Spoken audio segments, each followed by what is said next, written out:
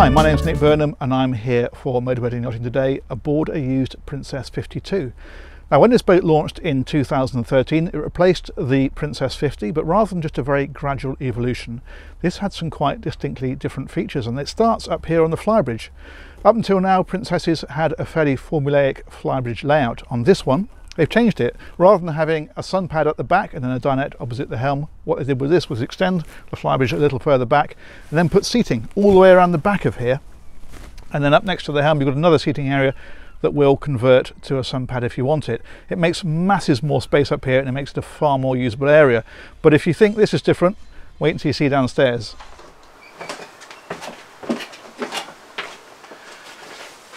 Now the cockpit of this 52 is fairly conventional. There's a couple of tweaks. For example, they've put access up to this area from the bathing platform on both sides, so whichever side you'll berth to, you don't have to scramble over a dinghy to get here. And talking of dinghy, there was an option of a high-low hydraulic lift bathing platform to put your dinghy on. And another option in this area is back underneath here where there's a crew cabin.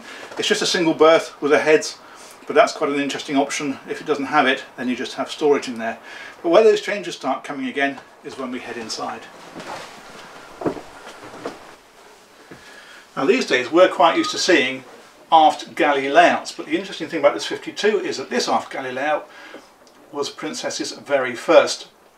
And in fact they really went quite overboard with this. There's a big area just here with a proper oven and a hob. There's a fridge here as well, and there's even room for a dishwasher. But in fact they also use the area on the port side of the boat over here. And what you have there is another fridge. You've got room for an ice maker and yet more storage. So they were really conscious of not shortchanging anybody in the galley area.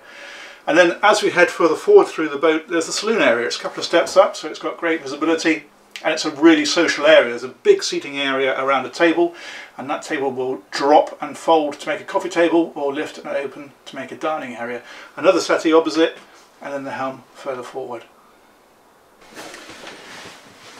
Now, as you know, if you've watched these boat reviews regularly, I can't pass a helm without talking about engines, and today is no exception. So, what do we have on the Princess 52? Well, it's conventional shaft drive, no V-drives, no pods.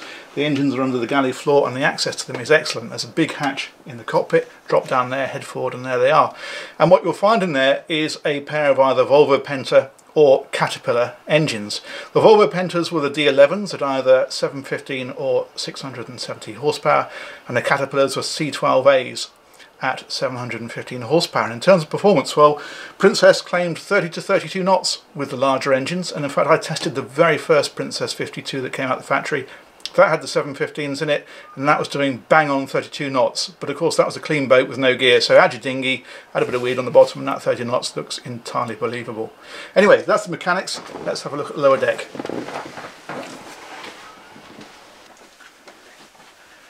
As you might expect, the best thing about this lower deck is this full beam master cabin. It's something that the Princess 50 had, but it really is a fantastic size on this 52, and another change is a completely level cabin floor rather than the slightly stepped version of its predecessor. Great headroom in here. They've taken full advantage of the fact that the saloon area is raised on the upper deck, and there's also no mullions on the window. They're one piece. We can't see much out of them today because of the boat right next to us, but those are just one huge pane of glass, which is nice. As far as the rest of the accommodation goes, well, you've got a VIP guest cabin at the front with a double bed, as you'd expect, and then you've got a third cabin, but rather than the bunk beds of the 50, this one's got side-by-side beds. It's taking advantage, of course, of the fact that the galley is now no longer at this level. It's up in the main deck area.